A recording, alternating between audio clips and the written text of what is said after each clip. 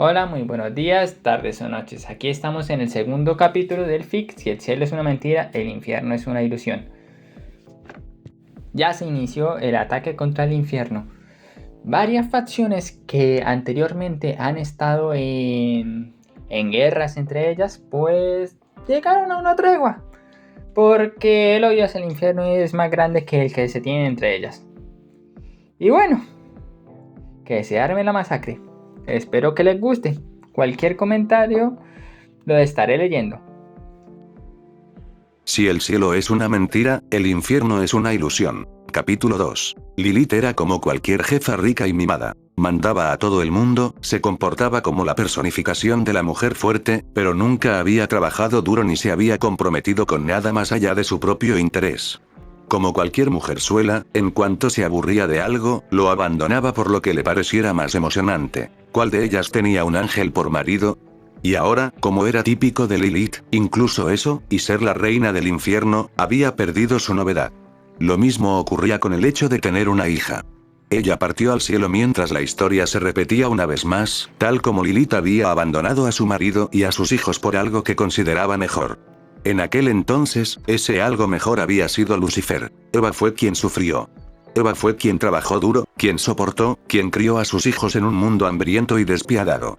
Incluso en sus momentos más oscuros, llegó a considerar a los hijos de Lilith como si fueran de su propia sangre. Lilith abandonó la causa y aún así esperaba recibir el reconocimiento. Y ahora estaba allí, observando a Lilith, la autoproclamada primera jefa que lloraba sin cesar por la opresión del cielo y de Adán, pero que pasaba su tiempo en el cielo tomando el sol mientras ignoraba a su propia familia, todo después de haber hecho un trato con Adán, el mismo hombre que, según ella, había querido controlarla. ¿Y ahora? Estaba golpeada y magullada, sus cuernos le fueron quebrados personalmente por Eva. Lilith pudo haber sido una maestra de las artes arcanas profanas, pero Eva fue la primera superviviente del mundo.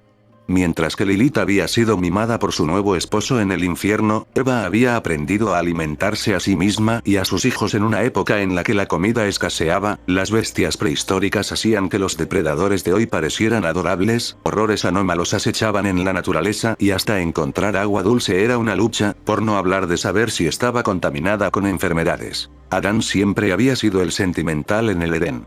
Incluso después de que su corazón se endureciera por la caída, las guerras contra las legiones del infierno, presenciar la depravación de sus descendientes y realizar la sombría tarea de eliminar pecadores para evitar el resurgimiento de los archidemonios una vez más, obligándose a encontrar un placer oscuro en la matanza porque la alternativa era caer en la depresión, todavía tenía corazón. Así que cuando Lilith se acercó a él con su propuesta, al principio la rechazó de plano. Sin embargo, Lilith explotó su nostalgia. Aunque hacía mucho tiempo que había superado su relación con ella, una pequeña parte de él todavía anhelaba reconectar con Lilith, no como amantes, sino tal vez como los amigos que habían sido antes de que todo se desmoronara. Eva no poseía la moderación de Adán, y Lilith había aprendido por las malas que había confundido el persistente afecto de Adán con debilidad. Eva se cernía sobre ella, respirando con dificultad, con los nudillos ensangrentados por la paliza que le había propinado.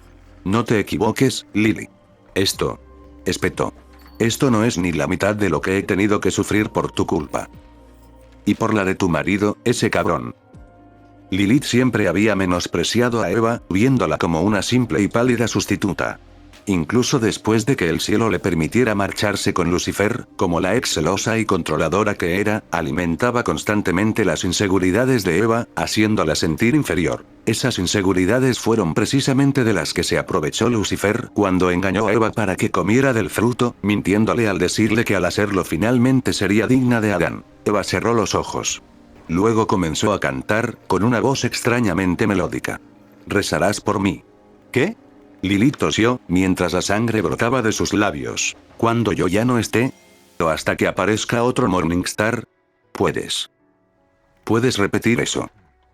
Los ojos de Eva se abrieron de golpe, brillando con una luz dorada mientras un poder inmenso la envolvía. Su voz resonó por toda la playa. «¿Quién rezará por ti? ¿Cuando tu cuerpo ya no esté?» Su carne comenzó a deformarse. Su piel adquirió un color pálido mortal. Su cabello se volvió grasiento y enredado. Sus ojos carmesí ardían con un odio ancestral mientras miraba fijamente el alma de Lilith. ¿O es esta la oscuridad eterna sin amanecer? ¿Quién rezará por ti? Cuando tu cuerpo ya no esté. Mientras Eve cantaba, se volvía aún más monstruosa. Esta es la consecuencia. Por lo que has hecho. Lilith se obligó a ponerse de pie. No soy una perdedora como tú, ¿qué dijiste? El rugido de Eva destrozó el aire. Su cuerpo explotó en algo monstruoso. Una masa imponente de oscuridad viviente, raíces retorciéndose y algo mucho peor. Lo que sea que Lilith vio.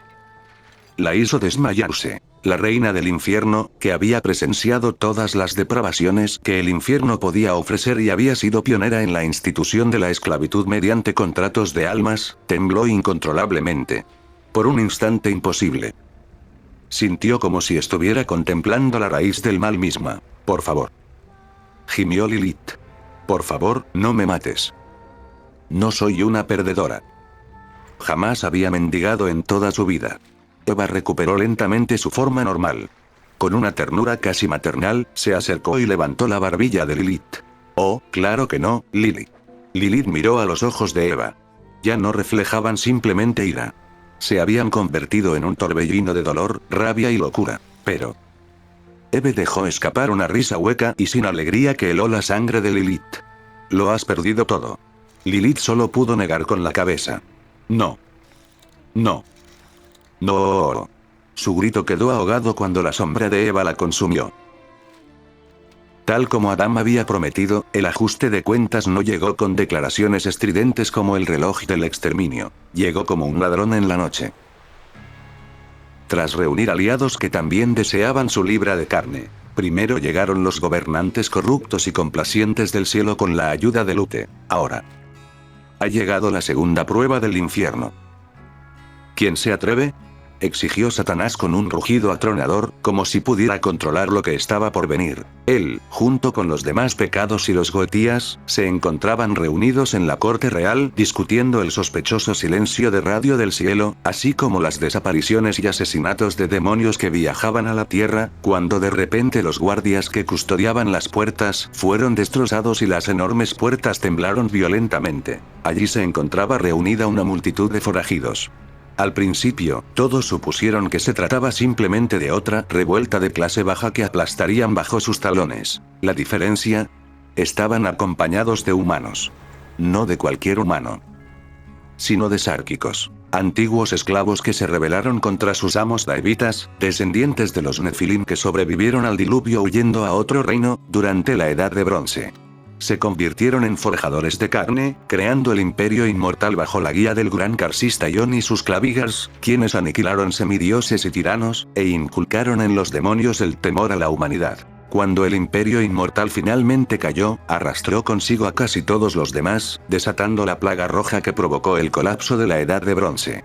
Los demonios temieron pisar la tierra durante siglos, hasta que la pereza y el abandono del cielo, junto con la desaparición del gran Carsista Ion, la pérdida de sus clavigars y la dispersión de los Nalkan supervivientes en tribus aisladas por todo el mundo, llevaron a muchos a creer que los Sarkics se habían convertido en poco más que una sombra de lo que fueron. Pero ahora, allí estaban de nuevo, unidos bajo el mando del retornado Ion y sus clavigars, aliados con los rebeldes Hellborns, cada uno de ellos armado con acero angelical. Al entrar, se oyeron fuertes jadeos en la corte. Los demonios nobles más ancianos palidecieron al reconocer de inmediato a quienes tenían delante, mientras que los nobles más jóvenes ignoraron neciamente el terror reflejado en los rostros de sus mayores. El gran Carsista Ion se yergue en todo su esplendor, blandiendo un cetro forjado con hueso y carne viva, con hebras que se extendían por su corona como grotescas telarañas. Orc se alzaba imponente a su lado en su forma de bestia de guerra, semejante a un monstruoso gorila cíclope. Lobatar era hermosa y de curvas pronunciadas, pero a la vez aterradora, con enormes alas de murciélago plegadas a su espalda y garras afiladas como navajas colgando junto a Ion, su compañero, como una leona protegiendo a su rey. La parte inferior del cuerpo de Saarn era la de una enorme serpiente, que se deslizaba silenciosamente mientras olfateaba el aire con su lengua bífida. En ambos brazos empuñaba dagas capaces de hacer sangrar incluso a una goetía. Nadox permanecía impasible, con innumerables brazos en cada palma sosteniendo un ojo inexpresivo. «¿Tú?», exclamó B, sin aliento. Lobatar esbozó una sonrisa llena de colmillos. «Hola, Belial. ¿Sigues fingiendo ser Belcebú después de que nos comimos a tu antiguo amo?». El pecado original de la gula no era más que otro demonio poderoso, lo suficientemente insensato como para inmiscuirse en la tierra y desatar plagas sobre ella, y que había muerto de una muerte espantosa por ello. Para alguien que se autodenomina el pecado de la gula, has pasado muchísimo tiempo de fiesta mientras tu supuesta gente era tratada como objetos. Te ves terriblemente delgada, querida. Su tono falsamente dulce no logró disimular su desprecio. B le recordaba demasiado a Lovatar a sí misma, una antigua matriarca noble de los Daevitas que había ignorado voluntariamente el sufrimiento de la gente común y las clases bajas mientras se ahogaba en la indulgencia hasta que Jon la obligó a enfrentarse a la realidad. Mammon tomó quizás la decisión más inteligente de su vida. ¡No! A la mierda con esto, me largo. Desapareció en una lluvia de confeti con forma de billetes. Cobarde. Gruñó Satanás al espacio vacío donde antes se encontraba Mammon. Pero yo. Protestó B. Lovatar la interrumpió. Entonces pregúntale a tu gente cuánto aman a un líder que no hizo absolutamente nada mientras ellos seguían siendo los escaños más bajos de la jerarquía del infierno. Señaló con un gesto a los Elborn reunidos que se habían aliado con los Sarkik, ansiosos por vengarse de las clases altas que los habían gobernado con mano de hierro. Un número significativo de ellos eran sabuesos del infierno, todos gruñendo como lobos furiosos listos para destrozar a la supuesta reina, que no había hecho más que organizar fiestas mientras ellos, y sus propios hijos, eran comprados y vendidos como mascotas. Asmodeo intentó huir. Maldijo cuando el portal que abrió se derrumbó al instante. Nadox ya había previsto otra fuga tras la partida de Mammon. 3 de sus manos permanecían alzadas, brillando en verde, mientras mantenía un hechizo de anulación que impedía tanto la creación de portales como la teletransportación. Saarn siseó con fría satisfacción. No habrá escapatoria. Nadox le sonrió a Paimon, una sonrisa que, en otras circunstancias, podría haber parecido amistosa. ¿Cómo has estado, Rey Paimon? ¿Sabes? Una vez conocí al Stolas original. Era filósofo, intelectual, y el único noble demonio al que respeté, porque no estaba consumido por la arrogancia. Una lástima que los mecanitas se lo llevarán. Suspiró dramáticamente. Imaginen mi decepción cuando descubrí uno de los productos de su programa de endogamia, creado para repoblar las Goetías tras la pérdida de tantos ejemplares originales. El último en llevar su nombre resultó ser un mocoso malcriado, con complejo de víctima y producto de la endogamia, que no hace más que quejarse. Paimon se burló. Si intentas provocarme, tengo que admitir que fue una maldita decepción. Lo que sea que le hayan hecho ustedes. Gente de barro, se lo merecía. Siempre has sido un padre maravilloso, se burló Saarn. Ya veo de dónde heredó Stolas, ese endogámico, su forma de criar a sus hijos. Es una pena que tú tampoco seas un buen abuelo. Ella se deslizó a un lado. Los Goetías allí reunidos se congelaron. Entre las fuerzas opositoras se encontraba otra Goetía vestida con atuendos rituales, con marcas negras pintadas en su rostro usando sangre de Elborn. Paimon no la reconoció.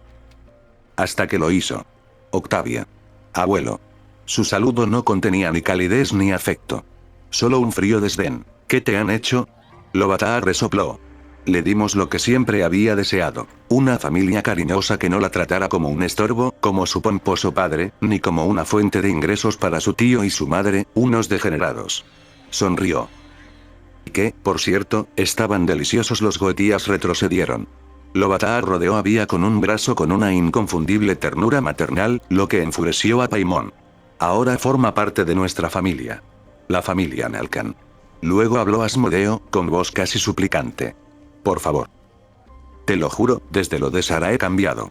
He tratado mejor a las clases bajas, yo. Se detuvo inmediatamente al notar la mirada furiosa de Satanás. A costa de la humanidad, interrumpió Orok, entrecerrando su único ojo. Dejas que plagas sexuales destruyan familias humanas mientras permites que organizaciones como IMP masacren a quien les plazca. Se burló. ¡Qué noble! Tu retorcida versión del consentimiento. El gran carsista Jon finalmente alzó una mano. Al instante, todos los Clavigar guardaron silencio. Dio un paso al frente. Señoras. Caballeros. Han comido bien. Se han deleitado con la riqueza de Erda, con su espíritu y con todos aquellos a quienes consideraban inferiores. Su voz se endureció. Pero vuestro festín a costa nuestra. Y de las clases bajas. Termina hoy. A partir de este momento, ninguno de vosotros está a salvo. Lobatar extendió inmediatamente sus alas y alzó el vuelo. Esa es nuestra manera de decir. Ella sonrió con un deleite salvaje. Comed a los ricos. O como nos gustaba decir. Devoren a esos cabrones. La horda sárquica y sus aliados infernales rugieron al unísono. Armados con acero angelical, la destreza sárquica y un antiguo conocimiento arcano, cargaron contra las clases altas del infierno con furia asesina. Solo Satanás respondió con un rugido propio, avanzando sin dudarlo. El resto de los pecados. Y la nobleza goetía. O bien se quedaron paralizados por el miedo, o estaban a punto de descubrir exactamente por qué deberían haberlo hecho. Alastor dio un paseo por Cannibal Town. Desde la desaparición de Rosie, los caníbales estaban sumidos en la paranoia y el miedo, como si presintieran una catástrofe inminente, y no eran los únicos. El mismísimo infierno parecía estar inquieto, pues los informes de demonios desaparecidos y muertos que habían viajado a la Tierra se volvían cada vez más frecuentes.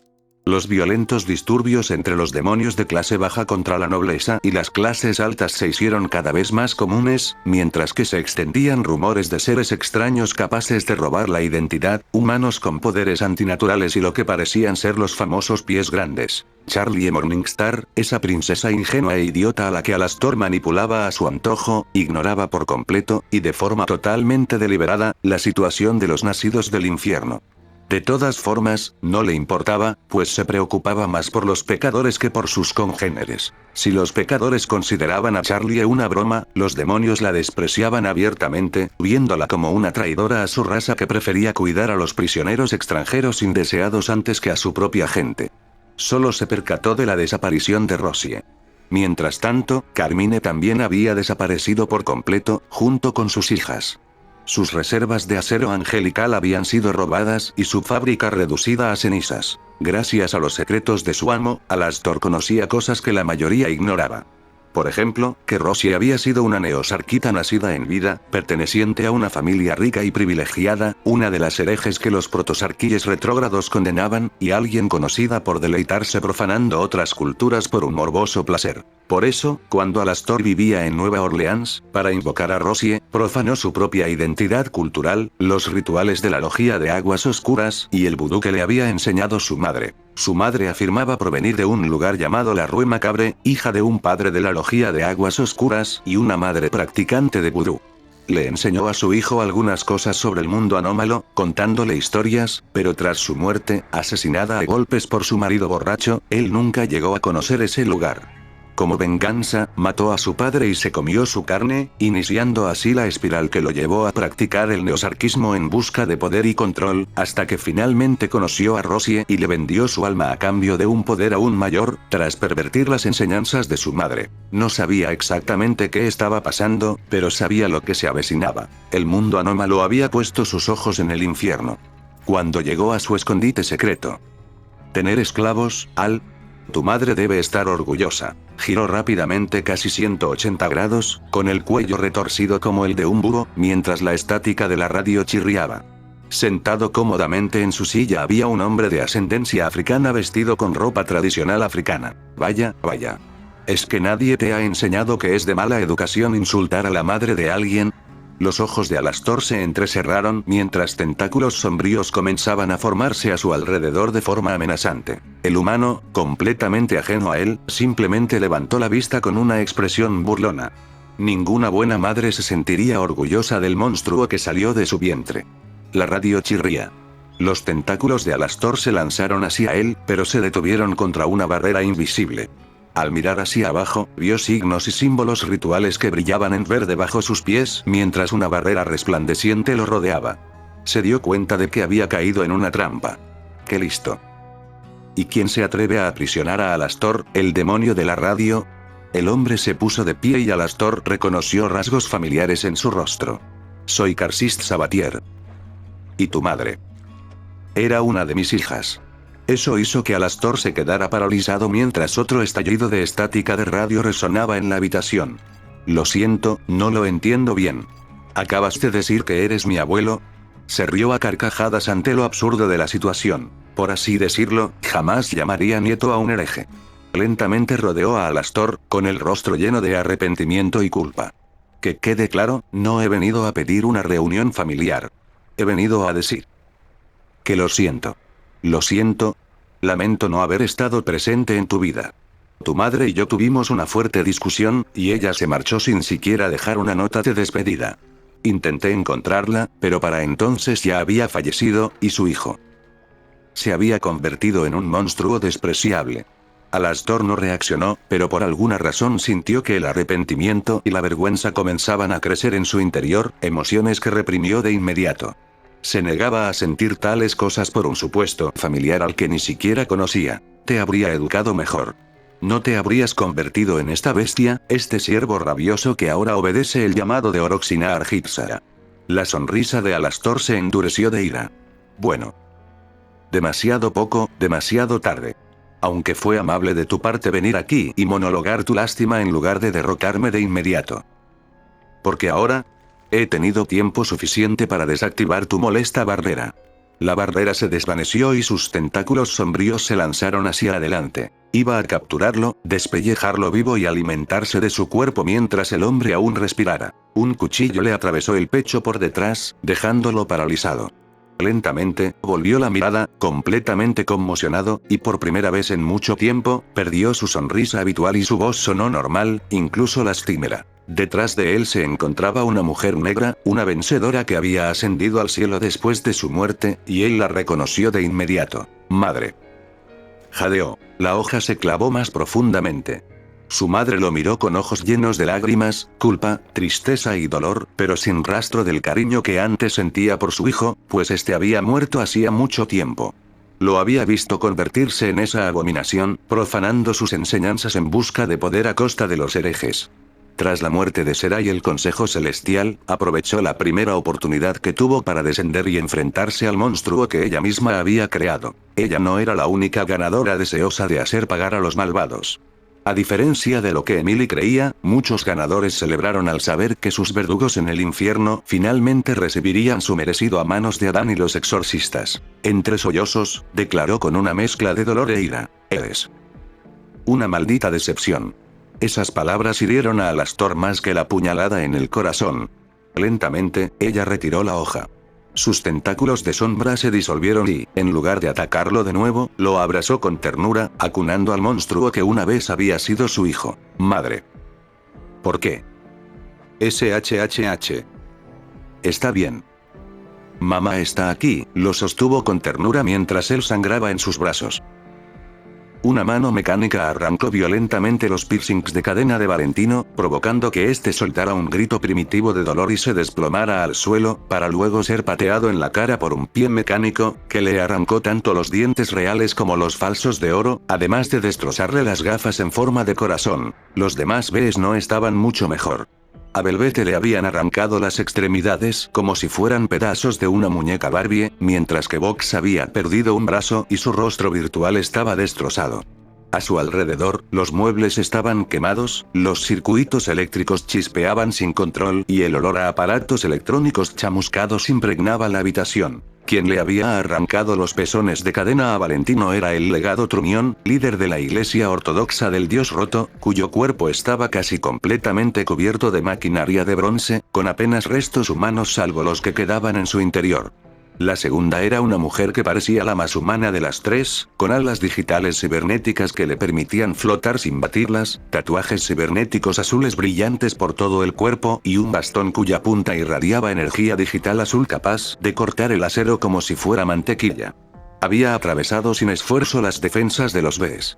Era Santa Eduviges, líder de la secta maxwellista del Dios Roto. El tercero se encontraba en algún punto intermedio entre los dos, fuertemente cibernético pero conservando aún un rostro humano enmarcado por una larga cabellera blanca. Empuñaba un enorme martillo que momentos antes había hecho pedazos a Shockwave, el tiburón gigante mascota de Vox. El monstruo cibernético caído afuera yacía abatido por su mano. Ese hombre era Robert Bumaro, líder de la Iglesia del Dios Roto. ¿Cómo había sucedido todo esto? Como siempre, Vox, el más astuto de los Bs, notó sucesos extraños en Pride e inmediatamente comenzó a investigar cómo aprovecharlos. Descubrió un extraño culto tecnológico que se extendía entre los demonios de clase baja. Sus implantes eran rudimentarios a primera vista, pero los miembros más confiables de su círculo íntimo poseían tecnología más avanzada que la de Voxtec. Junto a ellos, llegaron informes de bestias cibernéticas armadas con acero angelical que cazaban pecadores y se alimentaban de ellos. Algunos pecadores se habían unido al creciente culto, aunque en esos casos recibían un trato mucho más severo como penitencia por los actos depravados que habían cometido en vida. Quienes se unían simplemente con la esperanza de explotar a otros, como los pecadores comunes, sufrían destinos aún peores. Eran ejecutados o introducidos en las llamadas máquinas de penitencia, dispositivos que simulaban cada acto vil que habían cometido en vida, pero con la diferencia de que ellos mismos sufrían las consecuencias. Posteriormente, se les liberaba de su sufrimiento o se les ofrecía la conversión si reconocían sinceramente la maldad de sus acciones pasadas. Eso intrigó y envidió a Vox. Reacio a tolerar que otro competidor desafiara el monopolio de Voxtec sobre la tecnología de Pride, él y los demás BES iniciaron una investigación utilizando tortura, extorsión y chantaje para descubrir al responsable. Su investigación acabó llevando a que Robert, Edwig y Trumión les hicieran una visita, presentándose como los líderes de la Iglesia del Dios Quebrado. Valentino, fiel a su habitual actitud repugnante, miró a Edwig con una mirada lasciva y perturbadora, algo que ella claramente no apreció, pues su arma cobró vida con un crujido. Ni ella ni Trumión toleraban la constante falta de respeto de Velvete. Solo Robert permaneció en completo silencio, sin mostrar reacción alguna. Vox, siempre con su astucia política, intentó rápidamente suavizar las cosas. Interesado en adquirir su tecnología, recurrió a sus habituales halagos y a su diplomacia. El trío cibernético elogió a Voxtec e incluso admitió que varios de sus diseños les habían impresionado sinceramente. Sin embargo, a medida que la conversación continuaba, Vox se dio cuenta de que no tenían ningún interés en la fama, la riqueza ni el poder. Para su total desconcierto, eran, como él mismo los llamó más tarde con sarcasmo, un culto de la carga, que hablaba constantemente de fe, espiritualidad y su deidad, Mecane, el supuesto dios máquina. Tú. No puedes estar hablando en serio. ¿Eres un culto de carga? Ja ja ja ja ja ja. El resto de los BES se unieron a él en una risa burlona. Fue entonces cuando Robert, que hasta ese momento había dejado que sus compañeros hablaran por todos lados, finalmente habló con un brillo fanático absoluto. Desde el momento en que comprendí la debilidad de mi carne y la tosca jaula que Yaldabaoth construyó para todos los seres vivos, sentí repugnancia. Al ver el infierno, la cuna del pecado. Qué apropiado que el lugar de condenación esté repleto, incluso más que la tierra, de libertinaje y depravaciones carnales en todas sus formas imaginables. Miró brevemente con desprecio el letrero de neón de la prostituta. Nosotros, los seguidores de Mecane, ofrecimos una salida a aquellos que no tuvieron elección al nacer en este reino maldito. No te equivoques, hereje. No hemos venido a negociar. Hemos venido a juzgar a quienes abusan de los dones de Mecane para la explotación y la codicia. Te aferrás a tu imagen como si no fuera a disolverse junto con tu materia biológica en estado bruto. La máquina es eterna. Sucumbe al juicio. O entrégate para arrepentirte. Entonces sus ojos brillaron de forma espeluznante. Vox tuvo que admitirlo con una voz mecánica y resonante. Tu carne es una reliquia, dale la mano a tu carne. Un mundo nuevo te espera como era de esperar. Los BES, siempre arrogantes, se burlaron de la amenaza, creyendo que no eran más que advenedizos seguidores de una secta del cargo con una tecnología algo más sofisticada. Entonces se desató el infierno. Cuando comenzó la batalla, rápidamente se dieron cuenta de lo catastróficamente equivocados que habían estado. Su armamento era más avanzado y anómalo de lo que Vox jamás hubiera imaginado. Sus implantes biónicos estaban forjados con una aleación adaptativa autorregenerativa que llamaban Fulad. Edwig atravesó los cortafuegos de Vox con una facilidad casi insultante, volviendo su propia seguridad en su contra. Trumión se convirtió en una imparable máquina cibernética, literalmente destrozando a Velvete. Incluso el martillo de Robert demostró ser una maravilla tecnológica. Justo antes de estrellarse contra la cara de Vox. Ahora los poderosos BES yacían destrozados en el suelo. Al fin y al cabo, eran pecadores y se regenerarían con el tiempo, pero, como Vox comprendió con creciente irritación, habían sido infectados por nanopartículas microscópicas que ralentizaban drásticamente incluso la capacidad regenerativa de un Señor Supremo. Hasta entonces, estaban completamente a merced de la Iglesia. Robert miró a Vox con desprecio, como si no fuera más que una alimaña. Te lo advertí. Yo soy el Fiber. Yo soy Boxley. La pantalla de Vox se bloqueó violentamente antes de que Robert, con calma, bajara la cabeza de su martillo sobre él.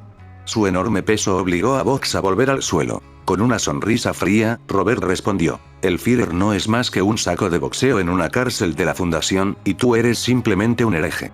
Yo soy la verdadera Boxley. Yo soy la voz de Mekane.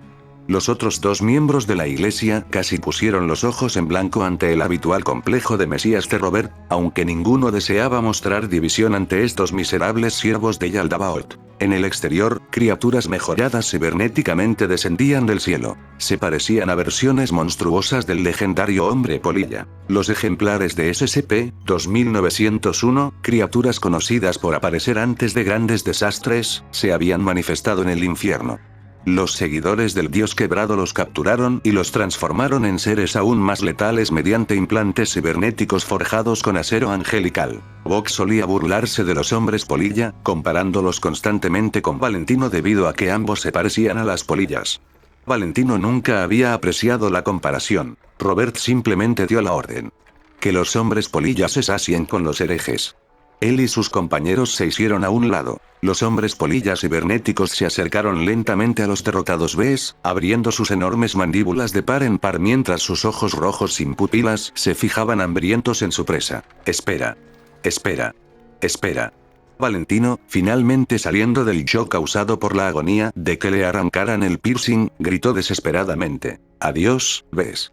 No fue un placer hacer negocios contigo, comentó Santa Eduviges con sequedad, y acto seguido apartó de una patada la cabeza aún consciente de Velvete. Tú. Cabrona. El futuro no pertenecía a los Bs. Pertenecía a Mekane. Charlie Morningstar presentía que algo estaba sucediendo. Su padre había desaparecido, prometiendo regresar pronto para ver qué pasaba, pero nunca volvió. Resultaba desconcertante cómo los demonios, sobre todo los de las clases bajas, vitoreaban al ver caer a los pecadores uno a uno, y cómo parecían jubilosos ante la posibilidad de que sus élites gobernantes hubieran desaparecido, al perderse el contacto con ellas. Usk, junto con Nifty y Angel Dust, le dijeron que sentían cómo desaparecían las cadenas que ataban sus almas, lo que aumentó su angustia al saber que Alastor y los Bs ya no estaban. Ellos, con la excepción de Nifty, no ocultaron su júbilo por ser finalmente libres. Mientras Baggy la consolaba como si ser la animadora de Charlie fuera su único propósito en la vida, el canal de noticias 666 apareció repentinamente en la televisión, y era muy diferente a como era antes. Allí estaban los cadáveres de Katie Killjoy y Tom Trench. La primera parecía haber sido usada como una piñata viviente, mientras que la cabeza incorpórea del segundo descansaba sobre el escritorio de noticias. En su lugar, se encontraban dos personas. Uno era un hombre de unos 50 y tantos años, con cabello rubio ceniza, una marcada heterocromía, un sombrero fedora ancho y una sonrisa de oreja a oreja que rivalizaba con la sonrisa perpetua de Alastor. El otro era un hombre de Oriente Medio con ojos desorbitados, que llevaba un extraño medallón. Ambos vestían batas de laboratorio, por alguna razón. Los Asvins miraban con total desconcierto, demasiado atónitos para comentar, paralizados por el absoluto ¿qué demonios? De la situación. El hombre rubio sucio, que sostenía una escopeta aún humeante, sonrió. Buenos días, desgraciados y degenerados. Les habla el Dr. Alto Clef. Y yo soy el Dr. Jack Briggs. Se presentó el otro humano. Buenas noticias para todos. El infierno arde con más fuerza que nunca. En la pantalla aparecieron imágenes que mostraban a humanos acompañados de hadas y Yerens atacando el infierno. Algunos de los humanos tenían un aspecto claramente antinatural. Tras años de que el infierno explotara la tierra, en la Fundación SCP decidimos dejar de andarnos con rodeos.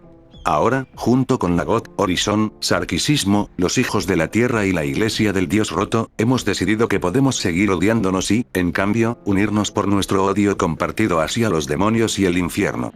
La amistad es mágica. Clef se unió a las risas burlonas. Claro que sí. Jamás esperé ver a fanáticos de la tecnología y adoradores de la carne uniendo fuerzas, pero vaya. El discurso del líder de los Hijos de la Tierra debió ser increíble. Probablemente sea el mejor vendedor del mundo. Claro que, matar al padre de la humanidad y profanar su cuerpo sin duda sirvió para unir a la raza humana. Las imágenes cambiaron a Cannibal Town en llamas.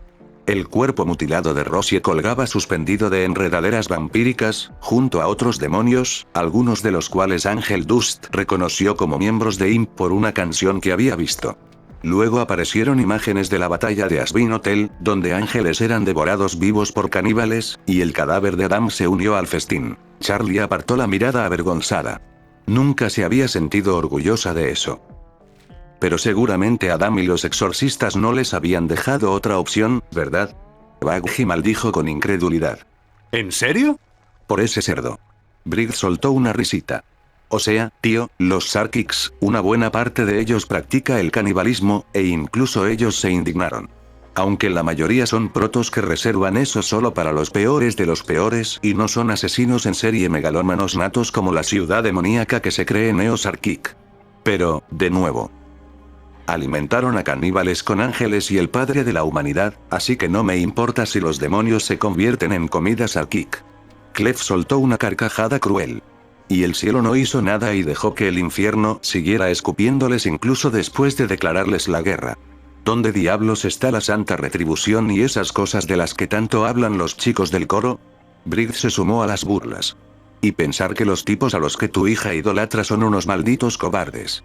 La pantalla mostraba entonces los cuerpos de ángeles muertos esparcidos por las cámaras del Consejo Celestial, incluido el cadáver decapitado de Será. Cerca de allí se encontraba un grupo de ángeles capturados, entre ellos Emily encadenada, siendo conducidos por exorcistas y soldados armados. Como era de esperar, los Asvins quedaron completamente conmocionados. Emily, gritó Charlie. ¿Qué coño? ¿Cómo coño capturaron a un puto serafín? Exclamó Ángel Dust. ¿O declararle la guerra al cielo? Añadió Usk. Mientras tanto, Nifty simplemente se reía de los humanos dementes. Jejeje. Chicos malos y locos. Briggs alzó un dedo. Pero no olvides, Cleffy, cuántos demonios se unieron con entusiasmo si eso significaba darles por fin una buena paliza a los aristócratas. El demonio que una vez fue Striker apareció en pantalla. Ahora convertido al sarquismo con fanatismo, marcas sárquicas rojas cubrían su rostro. Uno de sus ojos había sido modificado genéticamente, transformándose en un ojo de águila capaz de ver a larga distancia gracias a la técnica de modificación corporal de los sárquicos, lo que lo convertía en un tirador aún más letal y le otorgaba una musculatura más desarrollada que nunca, con tentáculos blancos que brotaban bajo su sombrero de vaquero. Los aristócratas y los tiranos del infierno y del cielo han muerto. Rugió. Los Goetías, tras gobernarnos a nosotros, la gente común, durante tanto tiempo, han muerto y nos estamos devorando a esos cabrones para alcanzar la apoteosis y liberarnos de la tiranía y la opresión como nuestros nuevos hermanos de la tierra. Briggs se rió. Definitivamente no habrá una guerra religiosa a cuatro bandas entre Horizon, el sarquismo, los hijos de la tierra y los mecanitas después de que todo esto termine, ¿verdad? Clef soltó una risita. Eso es. Más acalorada que la pelea que tuve con mi exnovio, te lo aseguro. En fin, me despido, Dr. Clef. Hasta la próxima, sin previo aviso, disparó a Briggs con la escopeta. Estallido. ¡Ay! ¿Qué hice ahora? Gritó Briggs mientras caía fuera de cámara. El humor de Clef se desvaneció al instante. Mostró sus afilados dientes con irritación. Eso es por haber revelado la homosexualidad de mi hijo a todo el infierno, estúpido hijo de puta inmortal. La transmisión se cortó abruptamente para mostrar una pantalla de problemas técnicos. Los Asvins permanecieron paralizados, mirando fijamente la televisión, intentando aún asimilar todo lo que acababan de aprender. Ángel Dust levantó lentamente una mano. Creo que hablo en nombre de todos aquí. ¿Pero qué carajo? Espera. ¿Dónde está Baxter? ¿Soy la única que nota su ausencia? Baggy parpadeó al darse cuenta de que Baxter no estaba. Un ajuste de cuentas. Respondió una voz. Se dieron la vuelta y vieron a un hombre semidesnudo con tatuajes rojos, cabello largo y negro, y una enorme espada negra que descansaba sobre su hombro, aunque en ella se apreciaban destellos de acero angelical que brillaban con un tono plateado. ¿Quién demonios eres? Exigió Baggy, alzando su lanza. El humano la miró con una sonrisa maliciosa que le recordaba demasiado a Adán.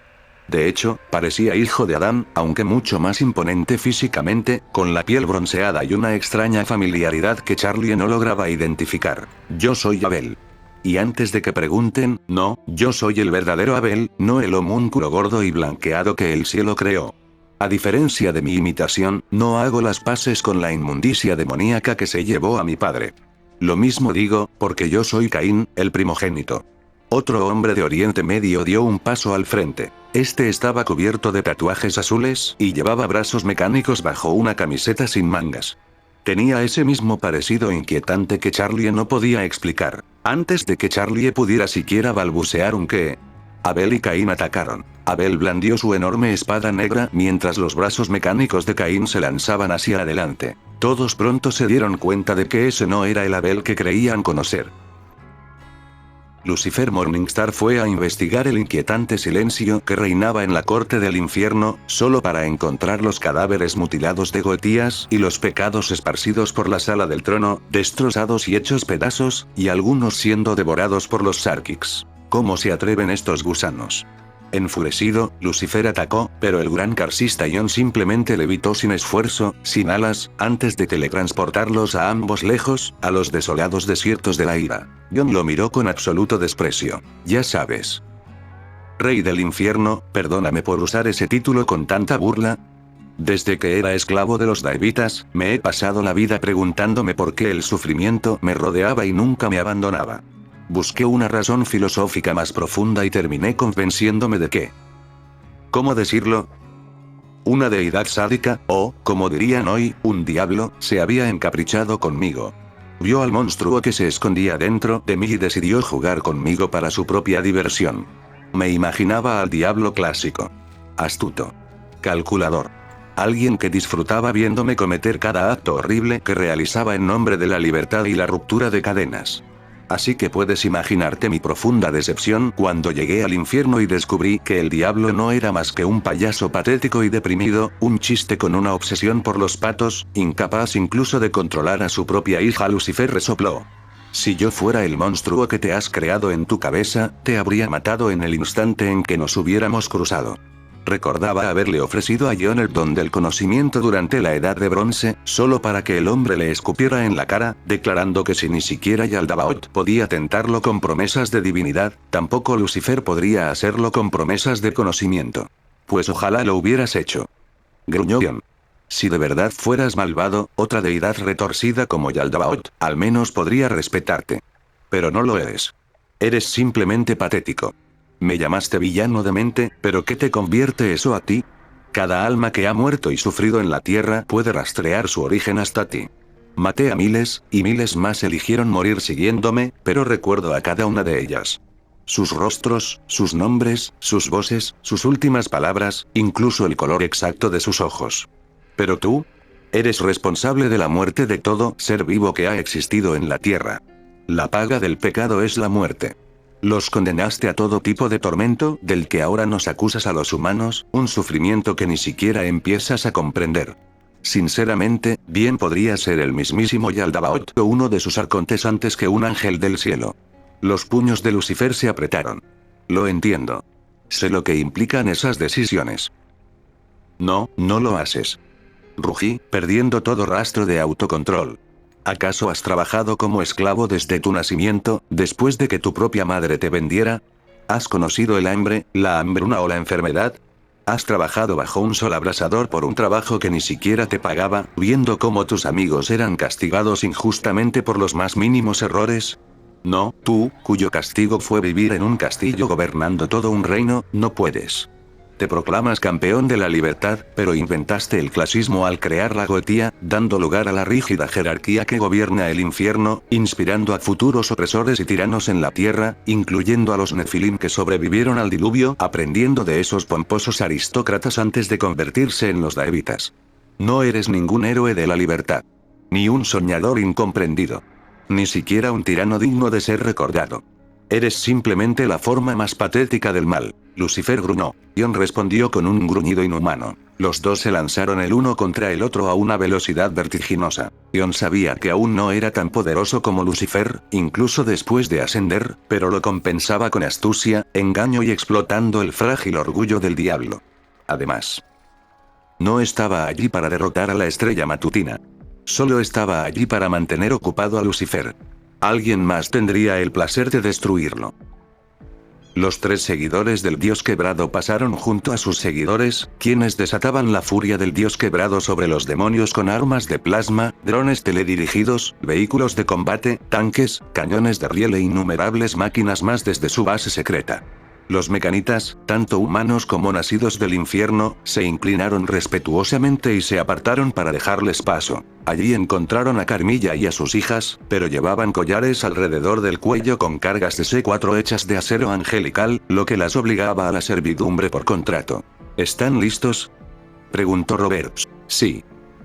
Si hago esto, ¿me prometes que ella?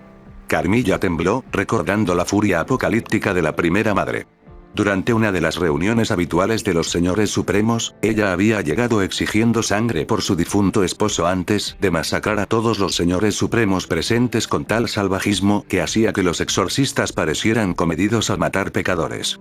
Solo Cestial había logrado escapar, e incluso entonces Carmilla no tenía idea de qué había sido de él. Justo cuando la primera madre fue a buscar a Carmilla, creyendo que estaba prácticamente muerta, Roberta apareció tras ella y la teletransportó. Lo último que vio de la bestia en forma de mujer fue un grito profano que prometía venganza. Entonces se encontró dentro de una base secreta subterránea donde a ella y a sus hijas les colocaron collares explosivos y les dijeron que estarían a salvo de lo que estaba por venir, y de la venganza de la primera madre, si juraban lealtad al dios quebrado. Por supuesto, los líderes de la iglesia no confiaron en ellos de inmediato, y hasta que no demostraron su fe, permanecieron encadenados. No será un problema si demuestras tu devoción y la de tus hijas a Juan, mercader de la muerte, espetó Edwick. Las hijas de Carmilla las miraron con furia mientras Trunión se burlaba de ellas. ¿Por qué esas caras largas? Vuestra madre, como cualquier señor supremo, esclavizó a incontables almas para alcanzar su posición. La esclavitud debería ser algo común para vosotros. Antes de que la situación se agravara, cuando las chicas parecían dispuestas a atacar, Trunión se preparaba para contraatacar y Edwidge parecía dispuesta a detonar sus collares explosivos. Carmilla las hizo callar con una mirada severa. A regañadientes, se rindieron. Dejó escapar un suspiro cansado. ¿Están listos? Bien, ordenó Roberts.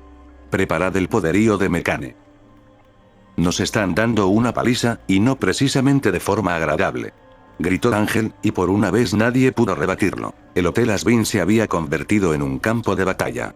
Muebles astillados cubrían el vestíbulo, profundas marcas surcaban las paredes, la madera rota crujía bajo los pies y el polvo flotaba en el aire. Us yacía desplomado sobre los restos de una silla rota, tosiendo sangre mientras gemía débilmente. ¡Mierda! Mientras tanto, Nifty había entrado en uno de sus frenéticos ataques de limpieza, corriendo entre la destrucción con una fregona en la mano, tratando de fregar las manchas de sangre mientras la batalla se desataba a su alrededor como si la limpieza fuera, de alguna manera, la máxima prioridad. Al otro lado de la habitación, Caín usaba con calma sus brazos mecánicos para bloquear cada uno de los furiosos golpes de Baghi. Desde que los corruptos gobernantes del cielo fueron masacrados, con solo unos pocos como Emily capturados con vida, la maldición que pesaba sobre él finalmente se había roto. Ya no era inmortal, lo que significaba que debía evitar ser herido. Él respondió con sarcasmo. ¿En serio? Solo le quitaron una letra. Sabes que Baghi y Baghi se pronuncian igual, ¿verdad? Un niño de 5 años tiene más creatividad. Que te jodan. Siseó Baghi, clavando su lanza hacia adelante. Decir palabrotas no te hace guay, dijo Caín con expresión seria y sin inmutarse. Se agachó para esquivar la estocada con un movimiento fluido, atrapó el asta bajo su brazo y, con un codazo certero, partió la lanza limpiamente por la mitad. Los ojos de Baghi se abrieron de par en par antes de que ese mismo codazo la golpeara en la cara, lanzándola al otro lado de la habitación. Baghi. Charlie forcejeaba contra Abel, intentando desesperadamente contener su enorme espada negra con su tridente. Cada choque de acero le provocaba dolorosas vibraciones en los brazos. Los milenios de experiencia en combate de Abel la abrumaban por completo. Cada movimiento era eficiente, brutal y absolutamente decidido. No lo entiendo, suplicó Charlie entre dientes. Tú eres el verdadero Abel. Tú. Aún le costaba aceptar que aquel guerrero sanguinario fuera el verdadero Abel, y no el que había conocido en el cielo. Sin embargo, había algo en él. Su comportamiento salvaje le recordaba mucho más a Adán que el Abel del cielo, y a pesar de ese parecido aterrador, existía una extraña familiaridad entre él y Caín que simplemente no podía explicar. Eso demuestra lo poco que has entendido, respondió Abel con una mueca de desprecio. Charlie se quedó paralizado de repente. Espera. Si tú y tus amigos estuvieran en el cielo. La espantosa imagen de Millie siendo arrastrada encadenada pasó fugazmente por su mente. Abel no se inmutó. Será la silenciadora ha muerto y ya no silencia la voz del juicio final. ¿Y Abel? Bueno. Para ser tan cobarde, tenía un valor sorprendente. Soltó una risa siniestra. Monstruo. Hizo una reverencia exagerada. Culpable. Pero no te preocupes por tu llorón amigo serpiente en el cielo. Arrepentido, ¿verdad? Está perfectamente bien. Solo está retenido por los carceleros para que no intente nada. Antes de que Charlie pudiera responder. A ver qué tan grandes son tus agallas. Cherry Bomb apareció de repente con un explosivo encendido en la mano y lo arrojó directamente hacia Abel. El guerrero simplemente saltó a un lado con una agilidad sobrehumana justo cuando la bomba explotaba en el lugar donde él había estado parado. Deja de moverte, imbécil. Gritó Cherry con frustración mientras lanzaba otro. La espada negra de Abel se disolvió repentinamente en una oscuridad retorcida, para luego reformarse en un largo látigo de obsidiana. El látigo chasqueó en el aire. Se enroscó alrededor del tobillo de Cherry. ¡Oh, mierda! Apenas tuvo tiempo de gritar antes de que Abel tirara con fuerza, arrastrándola violentamente por el suelo. Con un potente golpe la lanzó directamente contra Ángel Dust, que acababa de doblar la esquina con su metralleta en alto. La colisión estrelló a ambos demonios contra el suelo con tanta fuerza que el piso se agrietó bajo sus pies. Sin perder ni un instante, el látigo de Abel se disolvió en la oscuridad y se transformó en su enorme espada negra, surcada por vetas de acero angelical que él mismo había forjado en su hoja. Inmediatamente volvió a cargar contra Charlie. Baggy se puso de pie tambaleándose, agarrando los pedazos rotos de su lanza. Sus ojos se fijaron en las vetas plateadas de acero angelical incrustadas en el arma de Abel. ¿Qué le hiciste a Carmilla? ¿La mercader de la muerte? Respondió Caín, bloqueando sin esfuerzo otro ataque desesperado. Pagó el precio por participar en el asesinato de nuestro padre, siendo obligada a servir a los seguidores de Mecane. ¿Por qué? Gritó Charlie. ¿Por qué están haciendo esto? Abel resopló. ¿No es obvio, mujer sin ley? Por nuestro padre. Y porque estamos hartos de las mentiras y engaños de los Morningstars. ¿Qué mentiras? Gritó Charlie. Adam era un cerdo posesivo que controlaba a mi madre. Una sonrisa cruel se dibujó lentamente en el rostro de Abel, como si supiera algo que ella ignoraba. ¿Ah, sí? ¿Eso fue lo que te dijeron la ramera y el payaso? Su sonrisa se amplió. Entonces supongo que olvidaron mencionar que cuando Lilith se fue, también dejó atrás a sus hijos. Todo el cuerpo de Charlie se puso rígido. Hijos. Detrás de ella, Caín le dio una patada a Baggy en el estómago, haciéndola retroceder. Sí, dijo con calma. Adán y Lilith tuvieron hijos. 2 varones, para ser exactos. Y aquí los tienes. Silencio. La revelación impactó a todos como una explosión. ¿Qué dijiste? Murmuró Usk. Incluso Ángel, apenas pudiendo mantenerse en pie mientras se apoyaba en Usk y Cherry, susurró. Mierda. No me lo esperaba, colega. Admitió Cherry. Charlie apenas podía respirar. ¿Ustedes son mis hermanos? Tengo medio hermanos.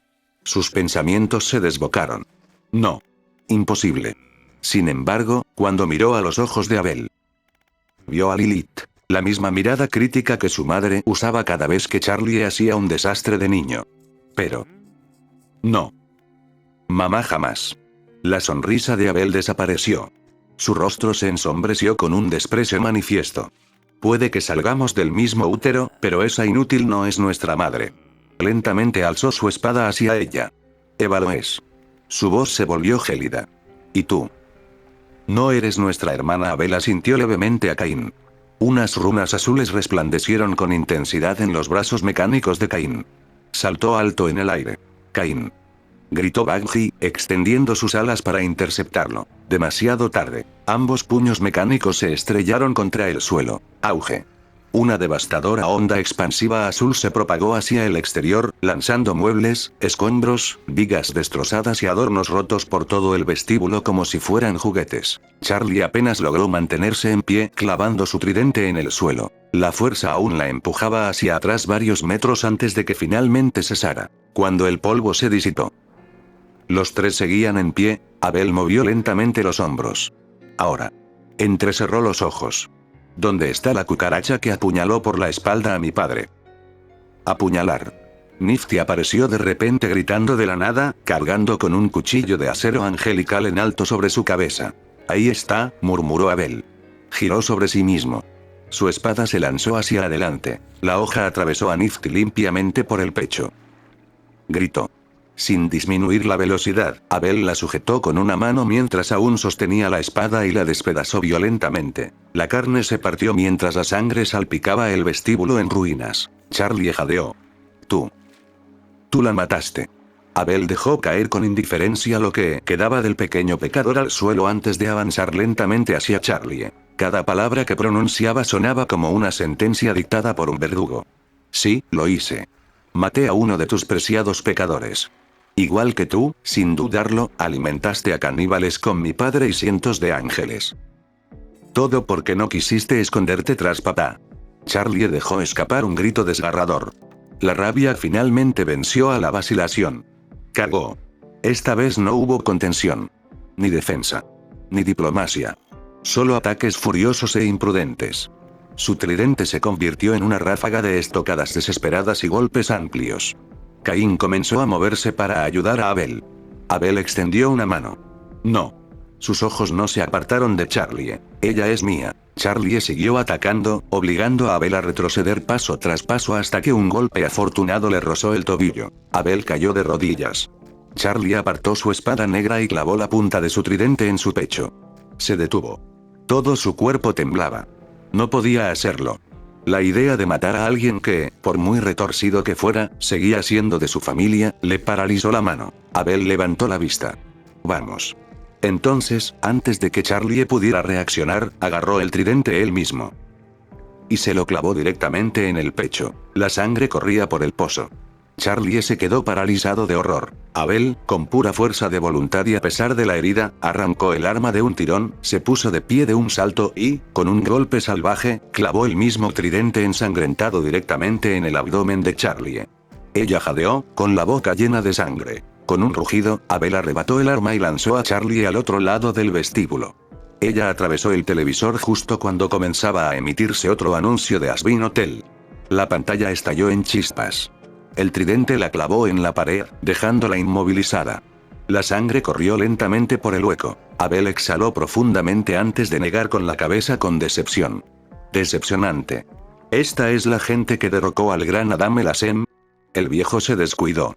Apoyó la espada sobre un hombro. Bueno. Ya no. Charlie intentó responder. En lugar de eso, solo vomitó otra bocanada de sangre. Lucifer siseó mientras su batalla con Ion abría un camino de destrucción en el mismísimo infierno. Su choque arrasó el ascensor infernal, destrozando su estructura de acero mientras demonios aulladores caían al abismo, sus gritos desesperados desvaneciéndose en la oscuridad. Regresaron a Pride en una explosión de fuego y escombros, destrozando manzanas enteras de Imp City antes de estrellarse contra Pentagram City. Bolas de fuego infernales llovían de las manos de Lucifer como soles en miniatura, una de ellas impactando finalmente a Ion de lleno en el pecho y arrojándolo a la calle con la fuerza suficiente para dejar un cráter rodeado de asfalto fundido y edificios destrozados. El humo se elevaba hacia el cielo carmesí. Ion salió lentamente del cráter mientras la carne se regeneraba sobre los huesos rotos con crujidos húmedos. Escupió un diente destrozado, manchado de sangre, antes de alzar la mirada hacia el diablo, no con odio, sino con absoluto desprecio. ¿Eso es todo lo que tienes? Se burló Lucifer, con los ojos ardiendo de un carmesí furioso mientras sus alas batían contra el cielo lleno de humo. Ion simplemente se limpió la sangre de los labios con el dorso de la mano. No. Pero no tengo derecho a matarte. Una leve sonrisa asomó en su rostro marcado por las cicatrices. Le pertenece a él. Antes de que Lucifer pudiera exigir una explicación, Ion se disolvió en una nube de niebla carmesí que se dispersó con el viento, sin dejar tras de sí más que gotas de sangre a la deriva. Lucifer soltó un bufido de fastidio. Cobarde. Como todos los monos, solo ladra y no. ¡Boom! La interrupción llegó como un estruendo ensordecedor, como nunca antes se había oído en el infierno. El sonido resonó por Pride como el crujido de la creación misma, sacudiendo torres, destrozando ventanas y haciendo vibrar cada edificio de Ciudad Pentagrama. Las calles temblaron bajo incontables pies mientras los demonios miraban instintivamente hacia la fuente, con las conversaciones ahogándose en sus gargantas. Dentro del Hotel Asbin, Charlie apenas se había regenerado lo suficiente como para que Bugsy y los demás pudieran extraerle el tridente ensangrentado del abdomen. La sangre fresca seguía goteando sobre el suelo de madera agrietado mientras se apoyaba pesadamente en Bugsy, respirando con dificultad entre dientes apretados. Caín y Abel habían desaparecido sin dejar rastro, dejando solo muebles destrozados, paredes dañadas y el persistente olor a sangre y madera quemada. Ángel Dust frunció el ceño de repente al mirar su teléfono. Oh. Todos lo miraron. Su pantalla estaba repleta de notificaciones de emergencia. Todas mostraban la misma transmisión en directo. Lucifer se cierne sobre Ciudad Pentagrama. Papá. Susurró Charlie, con un nudo de pavor en el estómago. En cada rincón del infierno, los televisores cobraron vida con un crujido. Las enormes vallas publicitarias parpadearon. Las pantallas de Voxtech, que habían sido desactivadas hacía apenas unos instantes, ignoraron de repente todas las órdenes. Incluso las radios destartaladas, escondidas en callejones, emitieron estática antes de sintonizar la misma señal. El canal de noticias 666. El Dr. Alto Clef se recostó cómodamente contra el escritorio con la sonrisa de satisfacción de un depredador que observa a su presa caer finalmente en la trampa. Esto se está poniendo interesante. Ronroneó. A su lado, el Dr. Jack Briggs alzó con entusiasmo 2 cubos de palomitas de maíz desproporcionadamente grandes. Su brazo izquierdo seguía enyesado por el disparo que Clef le había hecho antes, pero aún así, con una facilidad asombrosa, lograba mantener el equilibrio entre ambos cubos. He traído palomitas de maíz.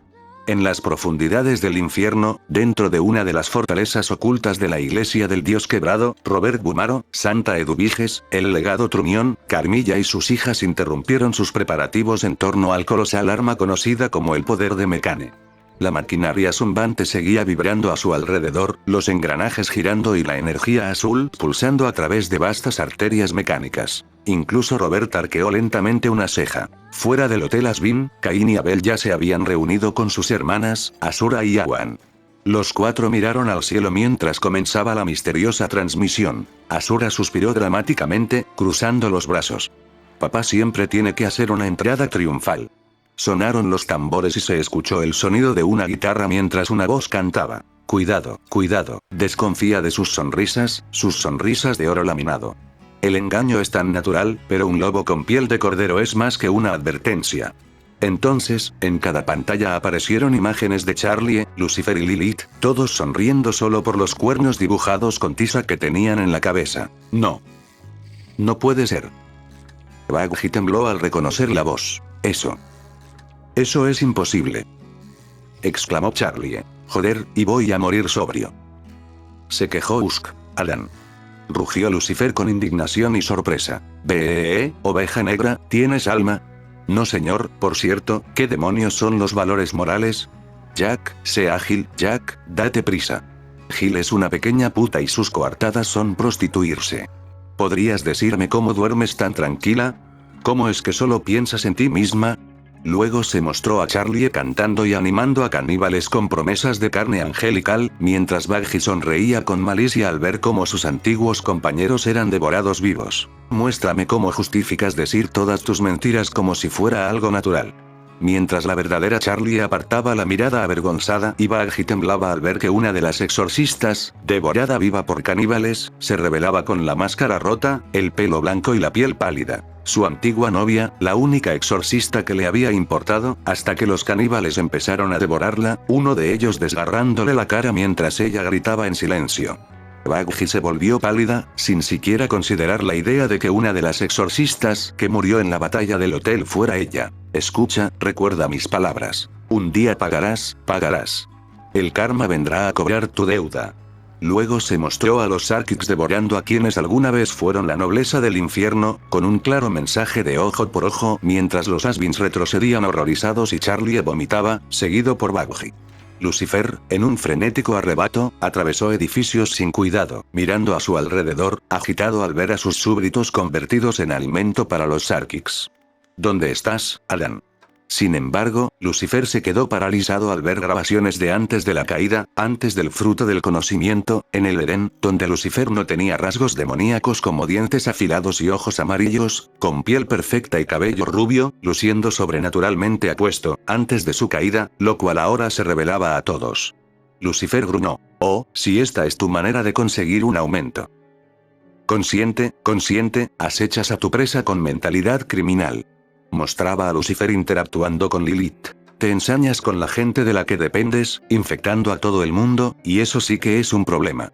Luego se mostraron acaloradas discusiones entre Lilith y Adán, mientras Lucifer, con forma de serpiente, observaba desde la copa de un árbol. «Fefifofum, será mejor que corras y te escondas. Huelo la sangre de un pequeño cobarde insignificante».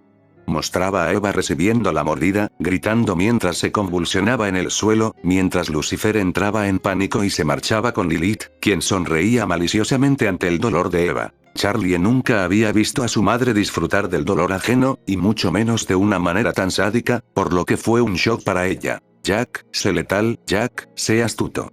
Gil te dejará solo, muriendo en una zanja sucia. ¿Podrías decirme cómo duermes tan tranquilo? ¿Cómo es que solo piensas en ti mismo?». Luego se mostró a Lilith dejando a Adán por Lucifer mientras sus hijos, aún en cunas, lloraban por su madre, quien los había abandonado sin siquiera mirarlos. Cualquier atisbo de negación que Charlie pudiera haber tenido sobre Caín y Abel como sus medio hermanos se desvaneció al verlo con sus propios ojos, y las lágrimas brotaron de sus ojos. «Muéstrame cómo justificas decir todas tus mentiras como si fuera algo natural. Escucha, recuerda mis palabras. Un día pagarás. El karma vendrá a cobrar tu deuda». Entonces se mostró a Sir Pentious apareciendo en el cielo, ascendido.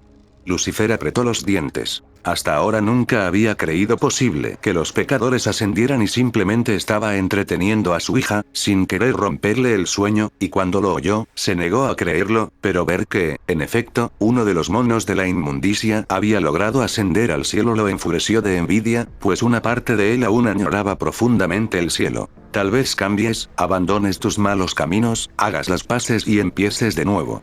Tal vez veas todos los errores que me hiciste y empieces de nuevo.